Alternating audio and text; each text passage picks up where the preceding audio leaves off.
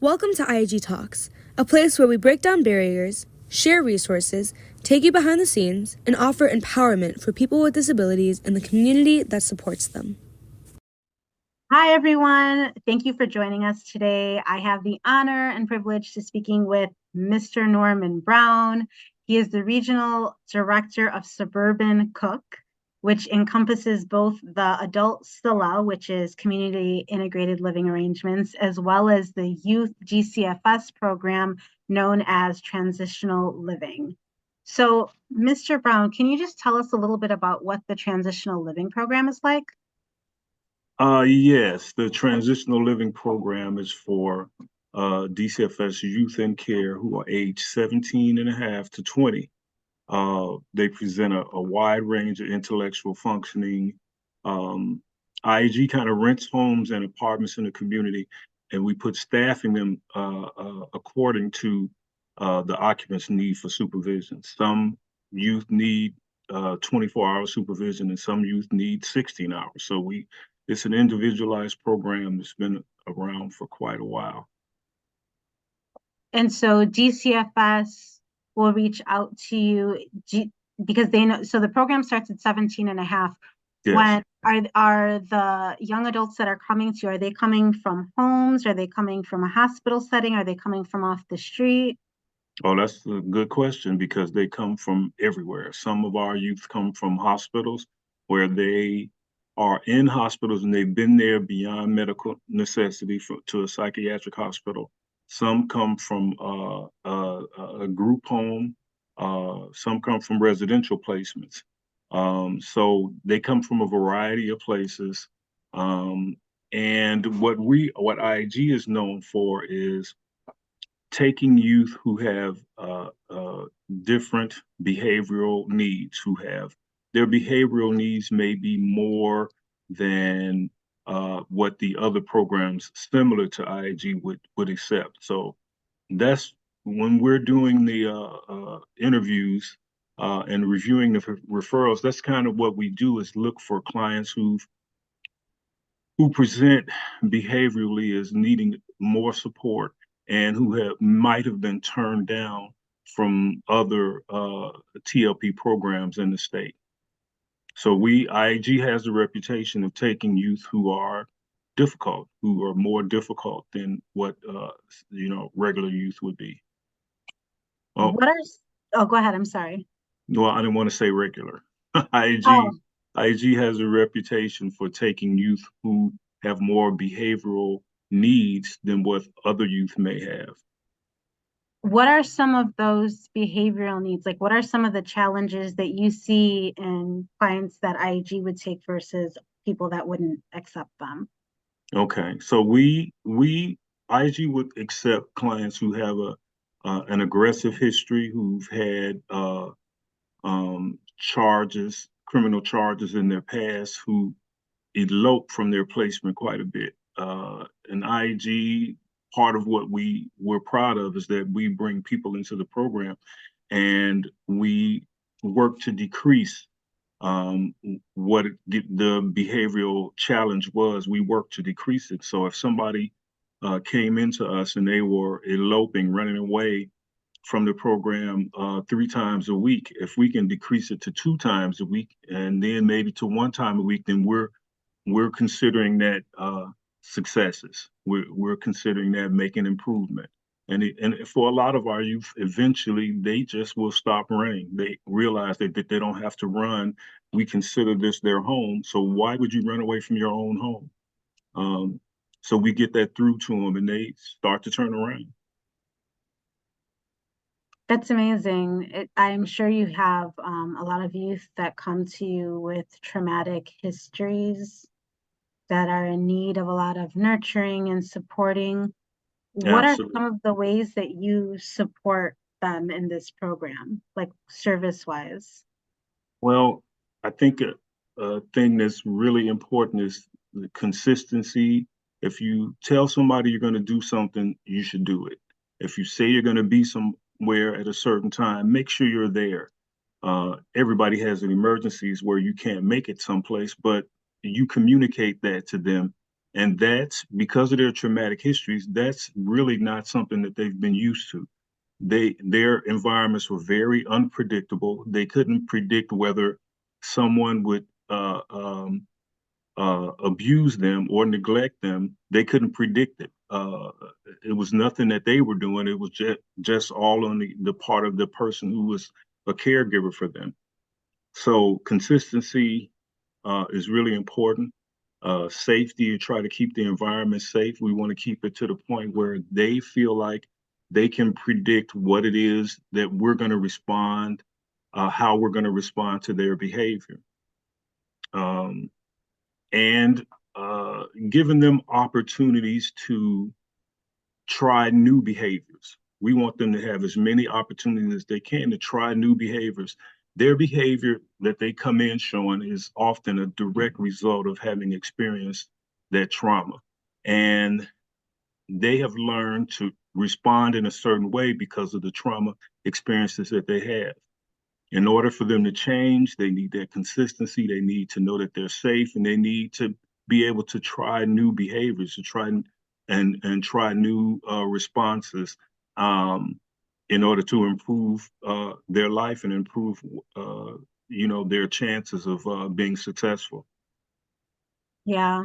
It's so interesting because when you're acquiring new skills and new behaviors, even as, somebody, atypical potentially, it's like there's always that fear of messing up or fear Yep. of being new or fear of, whatever. I think it's human instinct. So Mhm. when you're coming to it with even trauma, it's even more complex and layered, where you have to really build that trust and feel like it's a safe environment to try these new behaviors. So I know that that has to be a lot of work on your team to build that trust and rapport, to be able to even try to start making those behavioral shifts. Yes, it does require a lot of building of trust, that consistency, and that just actually caring for people.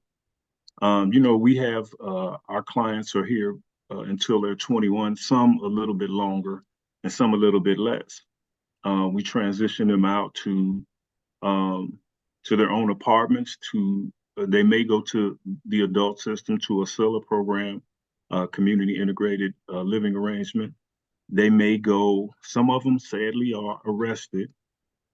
Um, but when no matter what their outcome, when they leave us, some people think, oh, I talk to them over and over again, and they're not listening to anything I'm saying. They don't pay attention to us.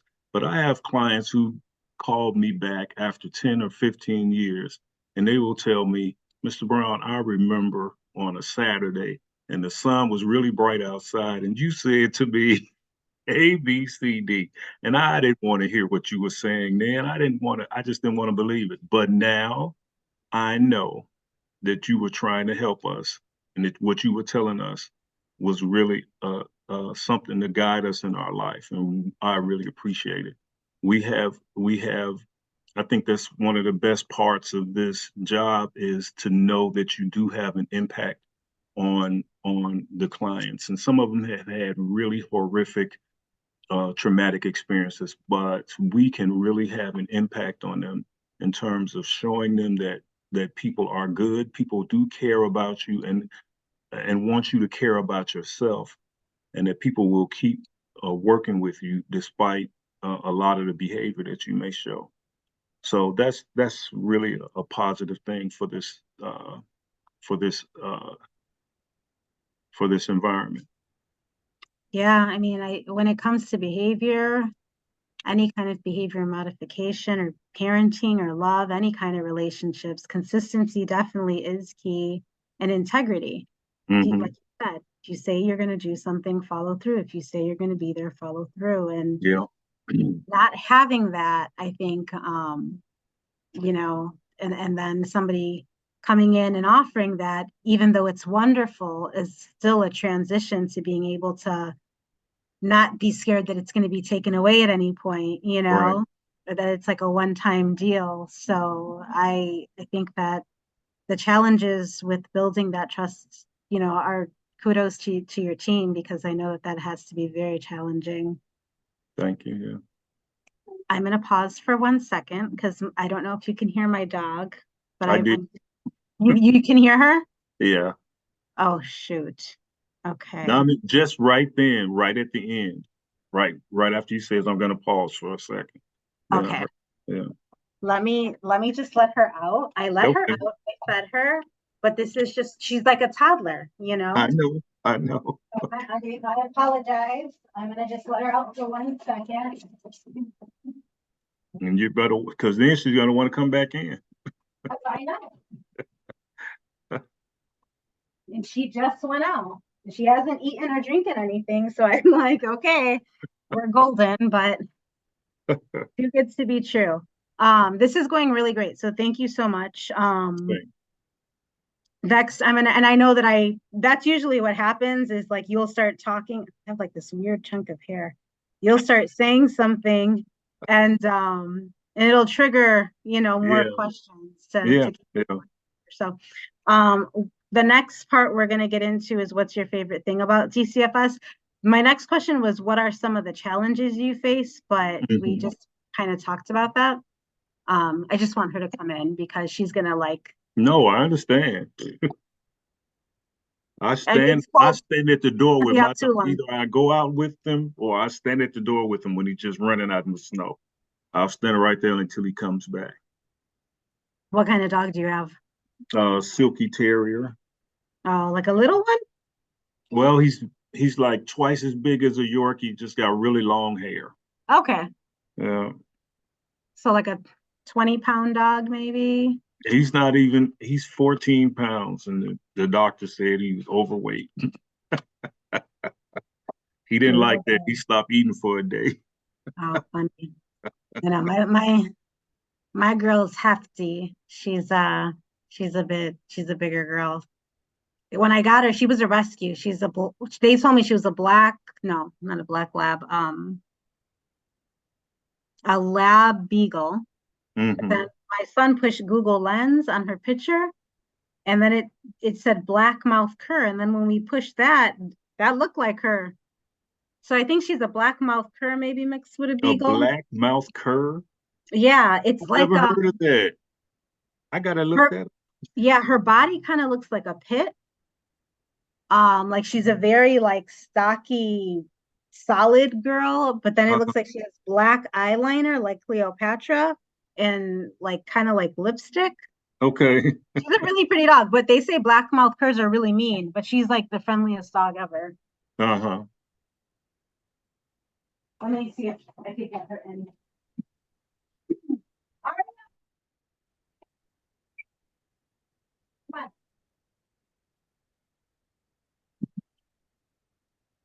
Out, come on.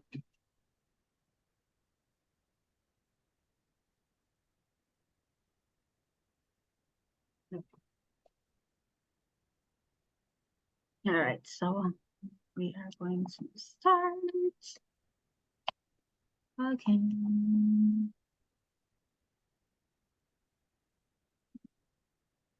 All right, so what's your favorite thing about working with DCFS youth? My favorite thing is the ability to have an impact on young people. That's, I've been in this field for many, many years. And I started off working with adult prisoners who were in a psychiatric hospital to be assessed for their fitness to stand trial. I did that for 4 years or so. Then I worked with adult clients in a psychiatric hospital. And after that, I went to start working with youth. And I've been working with youth ever since then. And it's what I do. It's what I think I have a gift for reaching very difficult youth and supporting them and making them feel loved. Yeah, I think that's what I do. That truly is a gift. And you know what I was thinking while you were saying that, and we were talking about, the challenges when it comes to building trust. What are some of the challenges of being staff that are in this program? I'm sorry, say that again. Like the support staff that are trying to help and work with the Okay. youth. What are some of the challenges that they face being in the field too? Okay. The challenges they face are one of the most important ones is not taking stuff personally that the youth will say, because the youth have learned to say certain things to get a certain response from people. They've either been in the system or they've been in and out of psychiatric hospitals, or they've been at home with situations that were not optimal. So they've learned how to protect themselves by saying and doing certain things. So let's say a young person comes in and um, they have not done well in school during the day. So they expect somebody to yell and scream at them, or to throw stuff at them, or to hit them. Um, so they'll come in and they'll like strike before you strike, is what they're thinking. I'm going to say something. I'm going to do something. So nobody's going to focus on the school. So I'm going to break a window or throw something or call people a lot of names and just take their mind off of school. They won't even focus on school. One of the biggest challenges is not to take that personally, like they're talking to you, because really they're just talking to people in their past, or they're talking to their trauma that has trained them to speak and respond in a certain way. That's a big challenge. Another challenge is some of our youth may have physical aggression. Um, Honestly, before they come here, they may have quite a bit of physical aggression. Um, but as time goes on, we see that decrease all the time, and it drops down to nothing. We've had people who were being physically restrained in residential placements, and when they come to IAG, we don't physically restrain them. We'll hug them. We'll we'll hold their hand. We'll hug them. We'll walk with them. We'll talk them, and they know I will talk them to death. We will talk them to death. They were like, "Oh my God, somebody just restrain me, please." But we work with them to the point where they realize they don't have to act in those ways. But when they first come and they're doing that stuff, it is very hard to just take that out of your head that it's not you that they're talking about. Um, yeah, that's a big challenge, and you have to be secure within yourself and to know that and to keep that in mind that you're there to help people and that it's not they're not doing this personally against you. Yeah, that's huge. Um, yeah, being objective in this field is definitely something that everyone has to be, and it is not for the weak and not Just for anybody that has thin skin. yeah, you cannot work here and have thin skin, No, and you have to learn how to uh, command the respect without being aggressive yourself. You have to learn how to get the youth to respect you for what you're doing and not disrespect you from what they remember other people doing in the past. that makes this type of work so much harder. Hmm. Um, and it requires such a high level of compassion and empathy because you want the behavior change coming from a place, and if it's going to be sustainable and long lasting, coming from internal motivation Hmm. versus punitive, I'm going to do this now because if I don't, Mr. Brown's going to yell at me, or I'm going to, doing it out of fear. So Right. thank you for bringing that up because that's so important.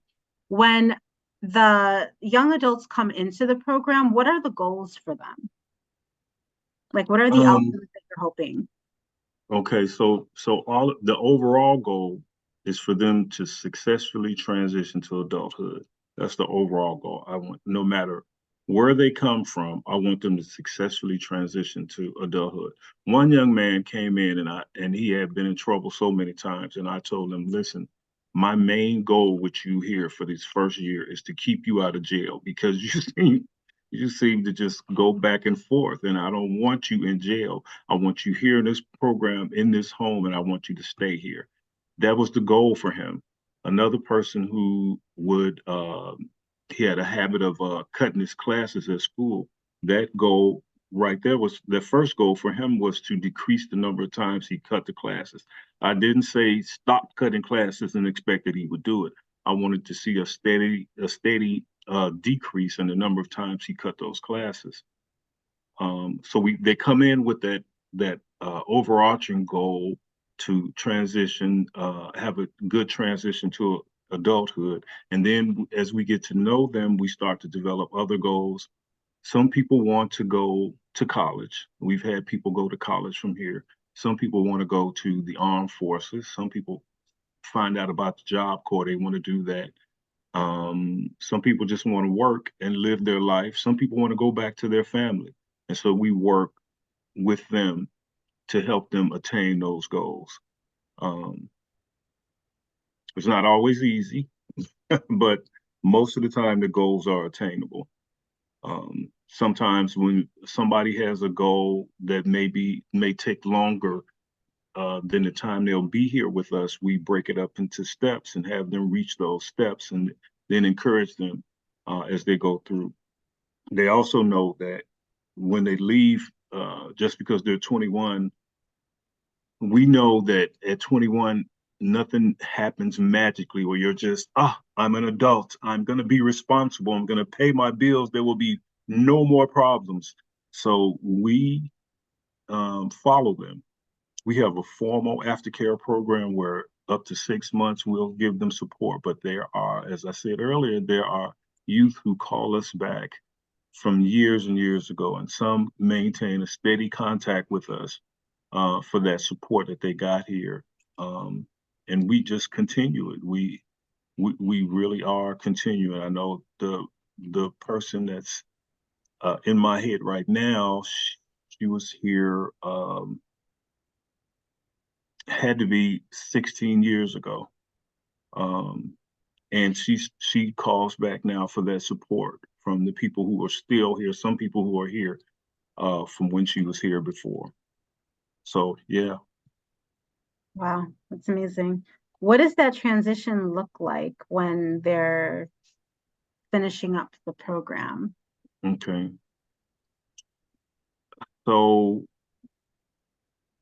we have identified that as people get closer to aging out, to some people call it emancipation and some people call it aging out, but as they get closer to that age of 21, then some of them start to get anxious. Some of them really start to have anxiety about being on their own, about being an adult, about going to a different placement. So you may see some acting out behavior. Some people may kind of slide back into some of the old behavior that they had before they came to us, things that, we thought had been wiped out or, decreased to the point that we wouldn't worry about it. So sometimes you see that. Others just get really excited about moving on. They really look forward to it, and whatever anxiety they have, they discuss it and work through it, and they go on to their next living arrangement. I don't know if the staff are, for the most part, I'll say the staff are happy to have them move on because we know it's a success for them. But we miss our people when they leave us because when you've had we had one young man who came right when he turned 17 and a half, and he'll be 21 soon. And we're having, we discuss it. We're having feelings about him going on. We want him to go on it, but he's been around us so long that like we're really gonna miss him. But we feel good about the support that we've given him while he's here. And he's not shy about telling us about the support that he's gotten while he's here. So that's a good thing as well. Well, I think it's interesting because as you make huge impacts on their lives, they also in turn make such big impacts on yours. Absolutely. So it's beautiful. Can you share a success story from your program? Yes, You have many, but I have many, but I have one who sticks in my head. Um, this young lady was referred to us, and she had a serious history of eloping and um, just inappropriate relationships in the community, aggressiveness, psychiatric hospitalizations. She just had a really, traumatic history, and her behavior reflected the trauma she had been through already. I remember going to interview her in a psychiatric hospital, and she said, "I just need a chance." She said, "I just need a chance. I have done a lot of stuff." Mr. Brown, Yeah. I have to pause you. I don't know Okay. what's going on with my dog. I am so sorry, but she's like barking, and I know that that's going to pick up. Um, I think she wants water.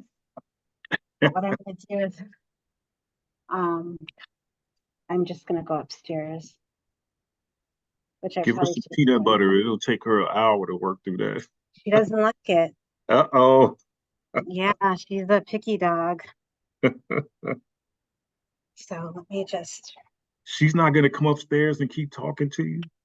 She's in her cage. Okay. So All don't right. mind my mess, as you could probably see as I'm walking. I'm not paying attention. I'm gonna try to normally work from up here. Hmm. Let me see if I could turn on one more light.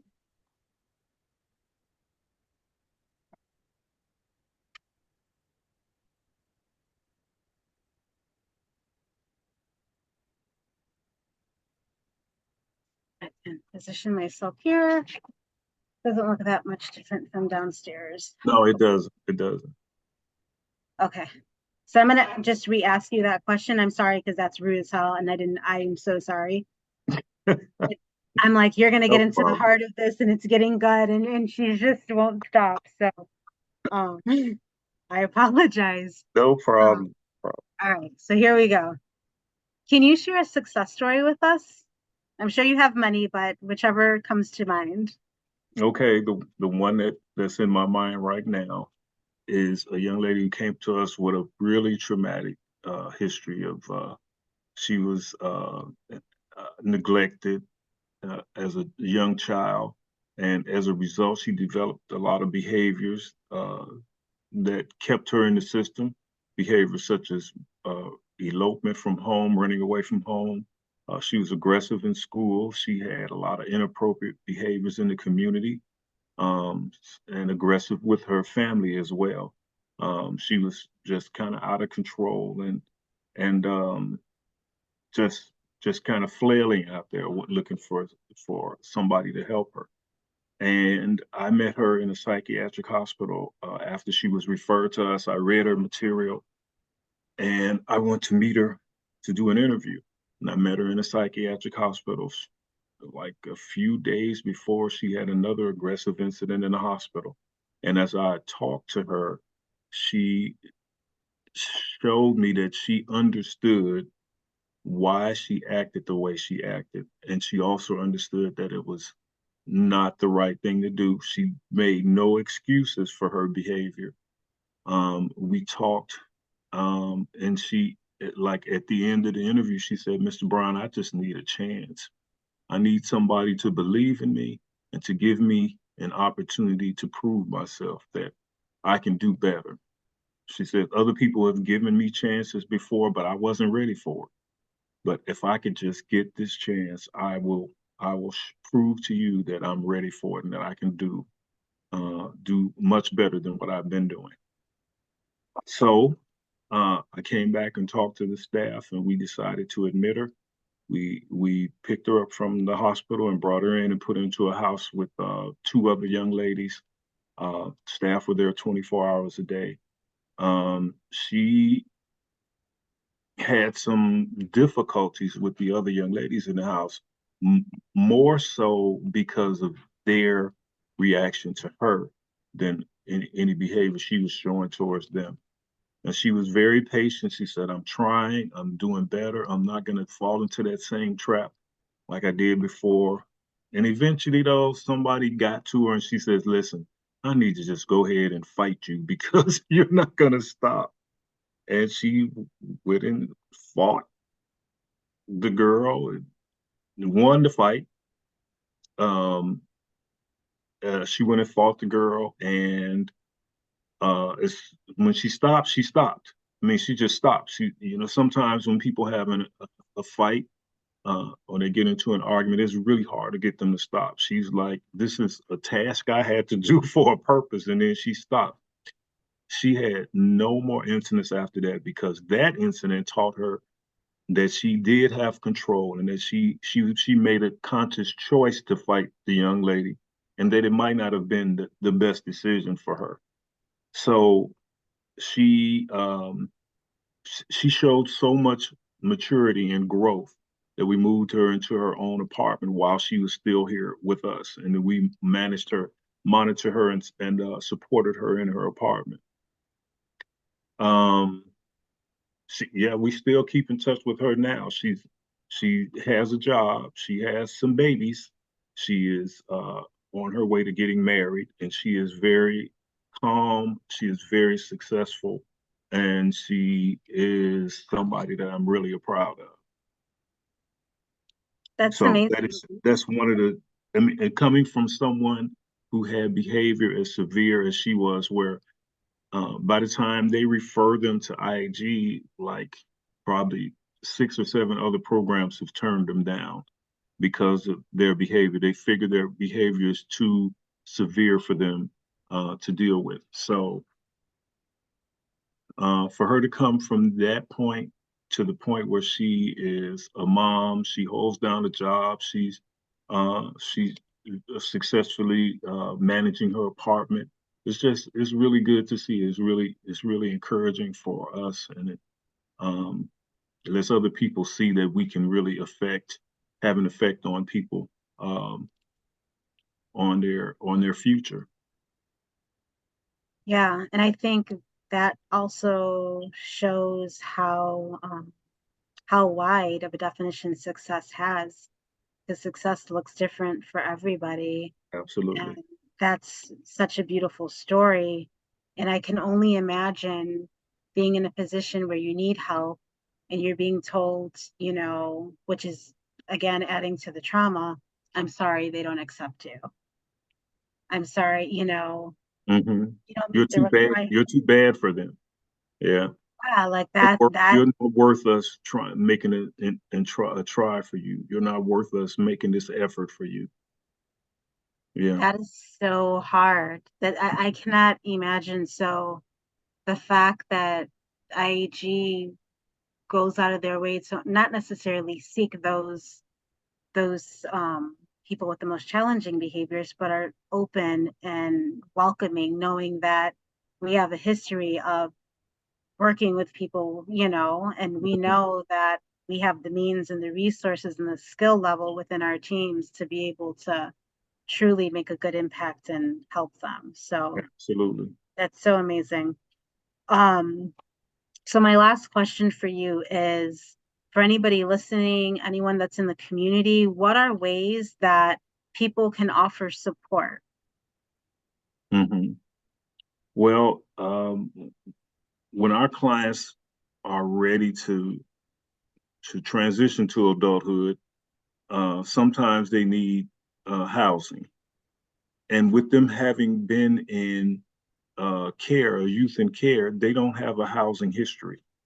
So we need more people to be willing to rent to our youth. These youth need more opportunities for employment.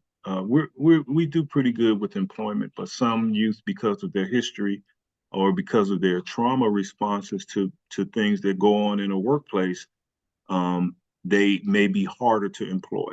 So we need people to give them more opportunities for employment. Um, we also need mentors.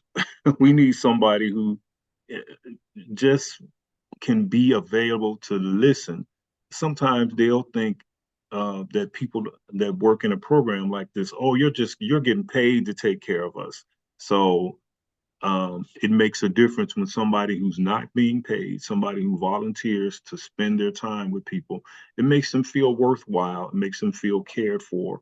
And it's really a powerful tool to use to build somebody's self-esteem and their self-worth. So I would say those are the main things that they need. Awesome. So if you're listening, you can help with housing, giving somebody a second chance, a job, volunteer opportunities, either for the people that we're supporting to gain some more experience. And if you yourself want a mentor within the program, then make sure to reach out to Mr. Brown. Absolutely. All right, awesome. Thank you so much for your time today. This was such a wealth of information, so many beautiful stories of impact, and we really appreciate you and hope you come back again. Well, thank you very much. I appreciated the opportunity. All right. Thanks for listening today.